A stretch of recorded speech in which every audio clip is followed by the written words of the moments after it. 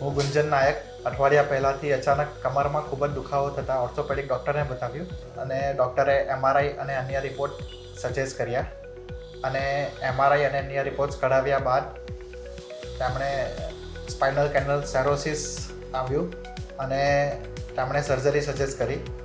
Surgery બાદ મારા બંને ફૂટ ડ્રોપ થઈ જતા મારા ફેમિલીએ ડૉક્ટર નીરજ સરને કન્સલ્ટ કર્યા અને ડૉક્ટર નીરજ સરને કન્સલ્ટ કર્યા બાદ અમે હોમ વિઝિટ ચાલુ કરી.